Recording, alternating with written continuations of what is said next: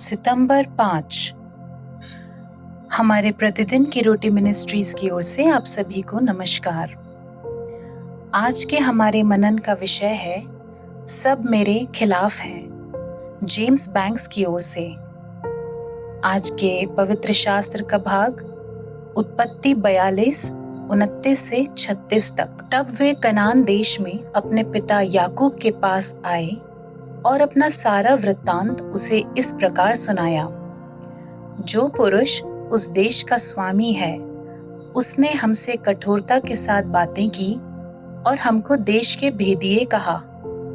तब हमने उससे कहा, हम सीधे लोग हैं, भेदिए नहीं। हम 12 भाई एक ही पिता के पुत्र हैं। एक तो जाता रहा, परंतु छोटा इस समय कनान देश में हमारे पिता के पास है। तब उस पुरुष ने, जो उस देश का स्वामी है, उसने हमसे कहा, इससे मालूम हो जाएगा कि तुम सीधे मनुष्य हो। तुम अपने में से एक को मेरे पास छोड़ के अपने घर वालों की भूख मिटाने के लिए कुछ ले जाओ और अपने छोटे भाई को मेरे पास ले आओ। तब मुझे विश्वास हो जाएगा कि तुम भेदिए नहीं, सीधे लोग हो। फिर मैं तुम्हारे भाई को तुम्हें सौंप दूंगा और तुम इस देश में लेन देन कर सकोगे। ये कहकर वे अपने अपने बोरे से अन्न निकालने लगे। तब क्या देखा कि एक एक जन के रुपए की थैली उसी के बोरे में रखी है। तब रुपए की थैलियों को देखकर वे और उनका पिता बहुत डर गए। तब उनके पिता याकूब ने उनसे कहा, मुझको तुमने निर्वंश कर दिया। देखो, यूसुफ नहीं रहा और शिमोन भी नहीं आया, और अब तुम बिन्यामीन को भी ले जाना चाहते हो। ये सब विपत्तियां मेरे ऊपर आ पड़ी हैं।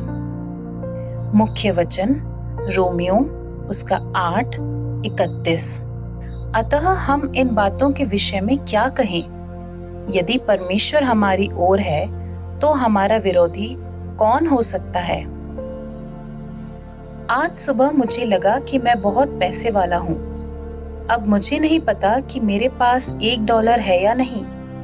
भूतपूर्व अमेरिकी राष्ट्रपति यूलिसिस एस ग्रांट ने ये शब्द उस दिन कहे थे जब उनके एक व्यापारिक साझेदार ने उनके जीवन की सारी बचत ठग ली थी।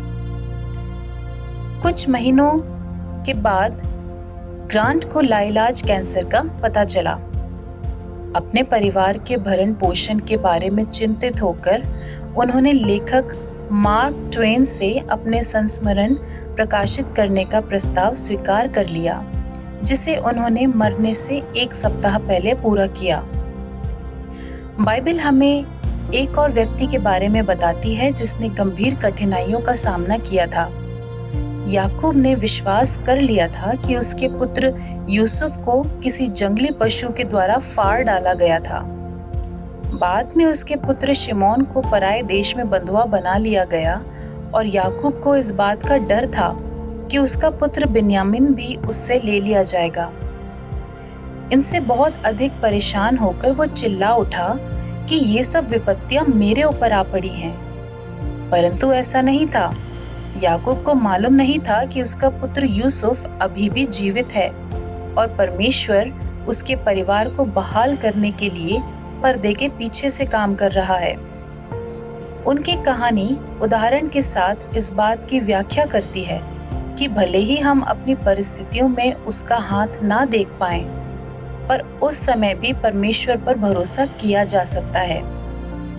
ग्रांट के संस्मरण एक बड़ी सफलता साबित हुए और उनके परिवार की अच्छी देखभाल हुई। यद्यपि वो इसे देखने के लिए जीवित नहीं रहे, परंतु उनकी पत्नी ने यह देखा। हमारी दृष्टि सीमित है, परंतु परमेश्वर की नहीं, और हमारी आशा के रूप में यीशु के साथ यदि परमेश्वर हमारी ओर है तो हमारा विरोधी कौन हो सकता है? आइए हम आज उस पर अपना भरोसा रखें। आपने परमेश्वर को कठिनाइयों में से भलाई को निकालते हुए कैसे देखा है? किस क्षेत्र में आपको उस पर भरोसा करने की आवश्यकता है? हे सुंदर उद्धारकर्ता, मेरी आंखों को मेरी समस्याओं पर नहीं बल्कि आप पर टिकाने में कृपया मेरी सहायता करें। आप हमेशा विश्वास योग्य हैं। आमीन।